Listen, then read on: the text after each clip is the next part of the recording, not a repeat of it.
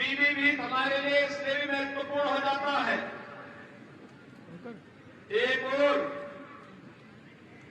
यहां पर अपने परिश्रम और पुरुषार्थ से तराई के इस क्षेत्र में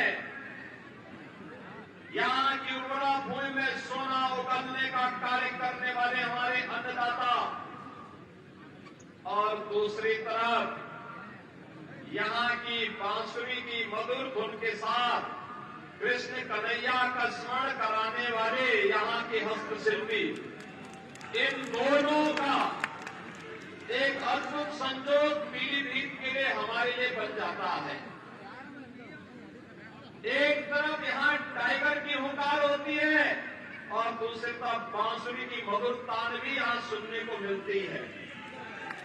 और इसीलिए जब पीलीभीत की बात आती है तो हम बार बार कहते हैं कि वहां के अन्नदाता किसानों के लिए भी, वहां के युवाओं के लिए भी और वहां के समग्र समाज के विकास के लिए जितना कुछ भी हो पाएगा वह सरकार करेगी, इसमें कोई कोताही नहीं होनी चाहिए। बहनों भाइयों, हमने बदलते हुए भारत को देखा है। हमारी पीढ़ी इसके लिए अपने आप को सौभाग्यशाली मानती है, क्योंकि आपने 2014 के पहले के भारत को भी देखा है और 2014 के बाद के भारत को भी। 2014 के पहले का वह भारत जहां अविश्वास था, जहां पे अराजकता थी, जहां पर देश के बारे में कोई सोच नहीं थी, पूरे देश के अंदर आम जनमानस के मन में सरकार के प्रति भी, सत्ता के प्रति भी और राजनीतिज्ञों के प्रति भी विश्वास नहीं रह गया था। वह एक भारत था। स्वाभाविक रूप से जब अपने देश के लोग सम्मान नहीं दे रहे हैं तो दुनिया के लोगों ने भी सम्मान देना बंद कर दिया था। एक वो भारत था जहां पर अन्नदाता किसान आत्महत्या कर रहा था, युवा पलायन कर रहा था, देश के अंदर कहीं उग्रवाद था, कहीं नक्सलवाद था, आपस में जातीय वैमनस्यता की खाई इतनी चौड़ी थी कि कोई व्यक्ति अपने आप को सुरक्षित नहीं महसूस करता था। और उत्तर प्रदेश के बारे में तो कहना ही क्या है, यहां दंगा होता था। कभी सहारनपुर में सिख विरोधी दंगे हुए थे, कभी मुजफ्फरनगर में, कभी बरेली में, कभी बहेड़ी में, कभी मुरादाबाद में, कभी लखनऊ में। कोई कस्बा, कोई नगर, कोई जनपद नहीं बचा था जहां दंगे और कर्फ्यू की कहर लोगों ने न सहे न की। यह उत्तर प्रदेश की पहचान थी। बेटियां सुरक्षित नहीं थी, व्यापारी सुरक्षित नहीं था, उद्यमी पलायन कर रहा था। ये 2014 के पहले के भारत और पहले के उत्तर प्रदेश की स्थिति थी। आज 2024 में जो हम हैं, दुनिया के अंदर भारत का सम्मान बढ़ा है। दुनिया के अंदर जो भारतीय रहता है आज बड़े गर्व से कहता है कि मैं भारत का निवासी हूं। लोग पूछते हैं कौन कहां से, तो लोग कहते हैं हम उस भारत के निवासी हैं जिसको दुनिया का सबसे लोकप्रिय राजनेता श्री नरेंद्र मोदी जिस देश को नेतृत्व दे रहे हैं। हर भारतवासी गौरव के साथ आज प्रधानमंत्री मोदी जी के नेतृत्व में दुनिया में सम्मान प्राप्त कर रहा है। तो सीमाएं हमारी सुरक्षित है, पूरी तरह सुरक्षित है। कश्मीर में आतंकवाद समाप्त, पूर्वोत्तर के राज्यों का उग्रवाद समाप्त, नक्सलवाद समाप्त। अब देश के अंदर सुरक्षा का एक बेहतर वातावरण है। अब अन्नदाता आत्महत्या नहीं करता है, अन्नदाता अब उत्कर्ष की चरमता की ओर पहुंचने के लिए तैयार है। नौजवान पलायन नहीं करता है। आज का नौजवान का स्टार्टअप स्थापित करता है। आज कोई बेटी अपने आप को असुरक्षित महसूस नहीं करती है, बल्कि अब वह फाइटर पायलट बनकर के भारत की सुरक्षा का सिंगनाद करने के लिए अपने आप को तैयार करती है। बहनों और भाइयों, यह बदले हुए भारत की तस्वीर है। और उत्तर प्रदेश में कानून व्यवस्था है चुस्त दुरुस्त, क्योंकि उत्तर प्रदेश के अंदर है अपराधी और माफिया पस्त। हमने इसको पस्त किया तो उत्तर प्रदेश में बेटी और व्यापारी के साथ साथ पूरा उत्तर प्रदेश दंगा से मुक्त हो गया। जो कार्य कभी नहीं हो पाया था, मोदी जी के 10 वर्ष के कार्यकाल के अंदर हमने उत्तर प्रदेश के अंदर उन कार्यों को जमीनी धरातल पर और देश के अंदर जमीनी धरातल पर होते हुए देखा है। एक नए भारत का हम दर्शन कर रहे हैं, एक ऐसा भारत जिसमें सुरक्षा भी है तो समृद्धि भी है, जिसमें नौजवान के लिए आजीविका है तो आम जन की आस्था के लिए सम्मान भी है, जहां पर कर्फ्यू तो पूरी तरह बंद हुआ है, लेकिन कावड़ यात्रा धूमधाम से ले जाने की तैयारी भी चल रही है। बहनों और भाइयों, ये उत्तर प्रदेश और देश आज अपनी विरासत और विकास की एक नई यात्रा के साथ आगे बढ़ रहा है। याद रखना, विरासत को विस्मृत करके कोई देश एक लंबी यात्रा आगे तय नहीं कर सकता। आज भारत अपनी विरासत और विकास दोनों में बेहतर समन्वय बनाकर के कार्य कर रहा है। आज उसी का परिणाम है, हाईवे बन रहे हैं, रेलवे की बेहतर कनेक्टिविटी हो रही है, मेट्रो लाइन बिछाए जा रहे हैं, IIT, IIM, IIT, एम्स जैसे संस्थान बन रहे हैं। 1 डिस्ट्रिक्ट 1 मेडिकल कॉलेज के लक्ष्य को प्राप्त किया जा रहा है। आपका पीलीभीत जनपद भी तो 1 डिस्ट्रिक्ट 1 मेडिकल कॉलेज के कारण आज मेडिकल कॉलेज प्राप्त किया है। बहनों और भाइयों, पीलीभीत में मेडिकल कॉलेज हो, ये सपना था, लेकिन आज ये सपना साकार हुआ। मैं आपको बधाई देता हूं और इसका श्रेय हमारे मंच में बैठे हुए जनप्रतिनिधियों का जाता है, जिन्होंने लगातार प्रयास किया। आज यहाँ पे सड़क के लिए जो भी प्रस्ताव श्री जितेंद्र प्रसाद जी के सामने आए थे, पुल और सड़क के सारे प्रस्तावों को इन्होंने यहाँ पे पूरी तरह स्वीकृत करके विकास की नई धारा के साथ पीलीभीत को आगे बढ़ाने का कार्य किया। और यही नहीं, जहां यहाँ पर्यटकों के लिए इको टूरिज्म के बेहतरीन डेस्टिनेशन के लिए पीलीभीत को आगे बढ़ाने का कार्य सरकार कर रही है। चोका में पिछले दिनों में स्वयं ही आया था, वहीं साथ ही साथ यह भी सुनिश्चित किया गया कि वन्य जीव और मानव के संघर्ष को रोकने के लिए किन किसानों की जमीन जंगल के बीच में पड़ रही है, वहां पर हम इलेक्ट्रिक फेंसिंग की कार्रवाई करते हुए जंगली जानवरों से किसानों को बचाने के लिए व्यवस्था भी करेंगे। और अगर जनहानि होती है तो हम इसे आपदा की श्रेणी में लेकर के उन अन्नदाता किसानों के लिए मुआवजे और कंपनसेशन की व्यवस्था भी करेंगे। हमारी सरकार इसको कर चुकी है, लागू कर चुकी है।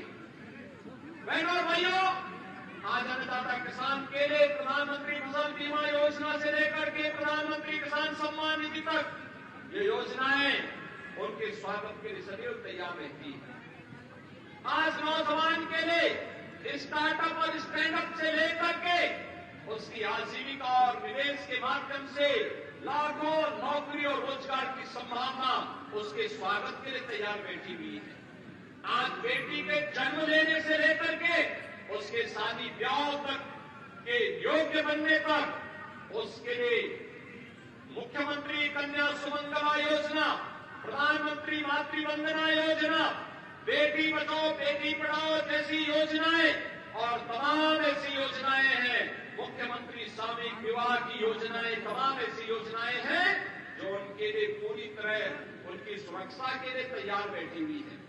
हमने व्यापारी को व्यापारी कल्याण बोर्ड के माध्यम से 10 लाख रुपए की सुरक्षा बीमा का कवर दिया है, तो एमएसएमई उद्यमी को भी हमने 5 लाख रुपए की सुरक्षा बीमा का कवर उपलब्ध करवाया है।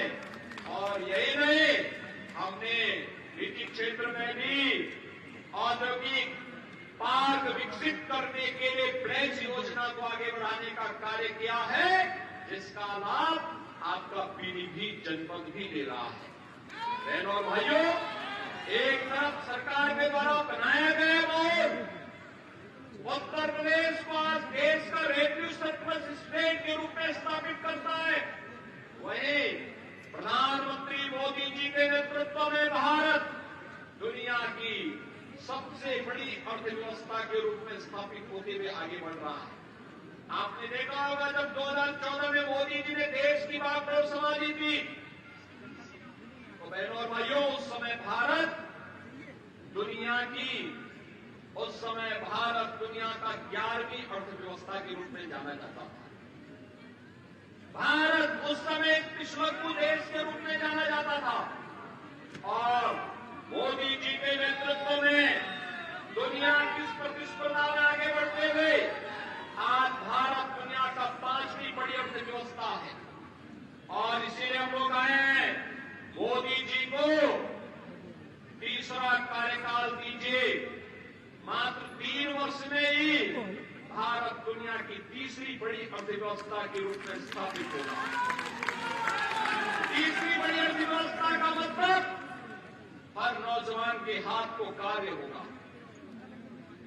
हर बेटी और व्यापारी सुरक्षा के एक माहौल में स्वावलंबन के मार्ग को अग्रसर करते हुए देश को नेतृत्व देगी। अन्नदाता किसान कई गुना आमदनी के साथ कार्य करते हुए देश के विकास में अपनी भूमिका का निर्वहन करेगा। और इन सब कार्यों की दृष्टि से आज हम सब आपके बीच में आए हैं। ये जो चुनाव चल रहे हैं, यह चुनाव बहनों और भाइयों केवल चुनाव नहीं है, ये चुनाव तो फैमिली फर्स्ट बनाम नेशन फर्स्ट के बीच में होने जा रहा है। याद करिए, सपा हो या कांग्रेस, उनकी ओर से उस पार्टी का अध्यक्ष केवल एक खानदान का ही व्यक्ति हो सकता है। और यहां पे मोदी जी के बारे में जब चर्चा करते हैं, एक सामान्य गरीब परिवार से निकल करके पूरा जीवन देश के लिए समर्पित करते हुए उनके लिए 140 करोड़ का भारत ही उनका परिवार है। ये मोदी जी के कारण आज भारत के बारे में एक दृष्टिकोण बन रहा है। और इसीलिए जब एक चुनाव की बात आ रही है तो फैमिली फर्स्ट बनाम नेशन फर्स्ट, हमने परिवारवादियों को वोट देना है या देश के बारे में सोचने वाले लोगों को वोट देना है। और देश के बारे में सोच को अगर हम आगे बढ़ाते हैं तो ऐसे सुरक्षित और खुशहाल माहौल में आगे बढ़ने का एक अवसर हमें प्राप्त होता है। ये चुनाव माफिया राज बनाम कानून के राज में चुनाव है। सपा, कांग्रेस, बसपा के लोग आएंगे तो फिर माफिया राज भी साथ लेके आएंगे।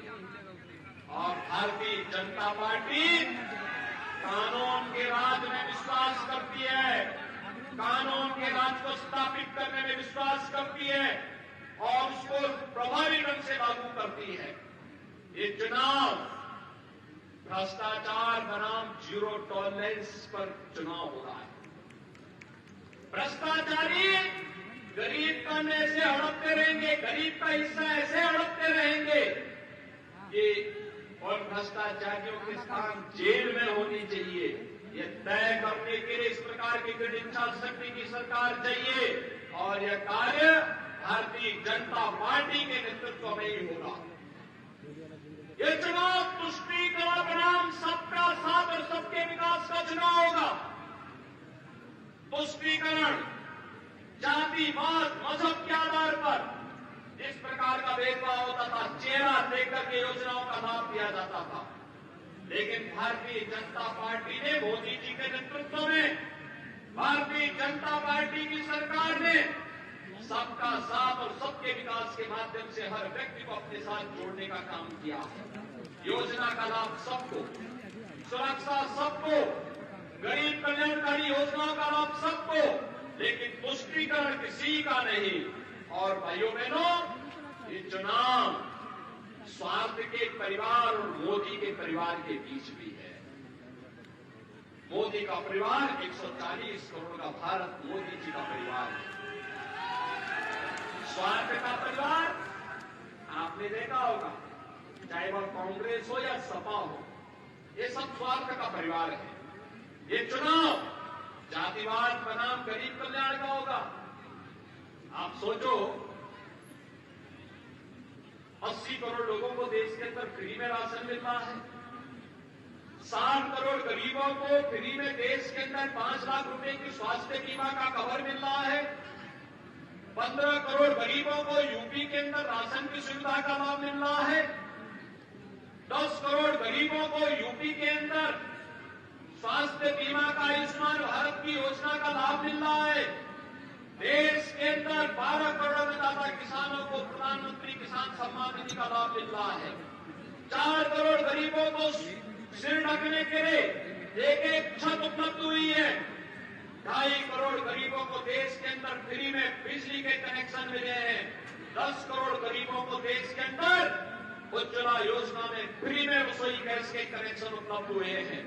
और इसीलिए बहनों भाइयों, एक तरफ एक जातिवादी लोग थे जो जाति के नाम पर सामाजिक ताने बाने को छिन्न भिन्न करते थे, और दूसरी तरफ मोदी जी के नेतृत्व में हर गांव, हर गरीब को विकास के साथ जोड़ते हुए शासन की योजनाओं का लाभ बिना भेदभाव उपलब्ध कराने वाली ये सरकार है। यह चुनाव एक तरफ विकास की रफ्तार को आगे बढ़ाने वाली सरकार है, और दूसरी तरफ देश के खिलाफ षड्यंत्र करने वाले तत्वों के बीच में होने जा रहा है। और इसीलिए आज के इस अवसर पर मैं आप सबके बीच में आया हूं आपसे अपील करने के लिए। हमें तय करना है। आपने सपा और बसपा के कार्यकाल को भी देखा है। कभी युवाओं को रोजगार नहीं दे पाते थे, उनके हाथों में तमंचे लहराते थे। हमने उन युवाओं के हाथ में टैबलेट देने का काम किया है। टैबलेट आप सब जानते हैं, वे कर्फ्यू लगाते थे। हमने कर्फ्यू मुक्त उत्तर प्रदेश बना करके इसमें कावड़ यात्रा चलाने का काम किया है। और इसलिए बहनों भाइयों, वे आस्था के साथ खिलवाड़ करते थे, अराजकता फैलाते थे।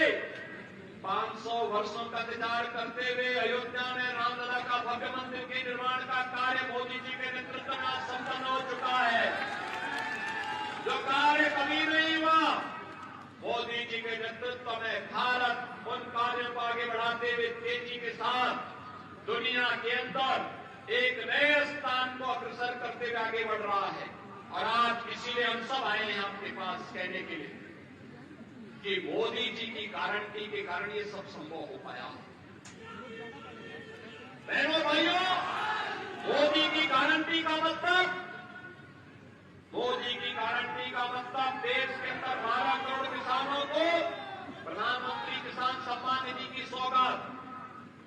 मोदी की गारंटी का मतलब देश के अंदर 4 करोड़ गरीबों को सिर ढकने के लिए प्रधानमंत्री आवास योजना का उपहार। मोदी की गारंटी का मतलब देश के अंदर 10 करोड़ गरीब महिलाओं के लिए प्रधानमंत्री उज्ज्वला योजना में रसोई गैस के कनेक्शन की सौगात। मोदी की गारंटी का मतलब 12 करोड़ गरीबों के घर में एक शौचालय की सौगात। मोदी की गारंटी का मतलब देश के अंदर 80 करोड़ गरीबों को फ्री में राशन का उपहार। मोदी की गारंटी का मतलब 60 करोड़ देशवासियों को फ्री में 5 लाख रुपए की स्वास्थ्य बीमा का कवर। और इसलिए हम सबको तय करना है, हम सबको तय करना है। हमें इस देश के अंदर फिर से सुरक्षा देने वाली, देश को समृद्धि की नई ऊंचाई तक पहुंचाने वाली, देश के अंदर बिना भेदभाव के गरीब कल्याणकारी योजनाओं को सबका साथ और सबके विकास के भाव के साथ प्रभावी ढंग से लागू करने वाली ऐसे ही सरकार चाहिए। और इसलिए देश के अंदर आवाज आ रही है,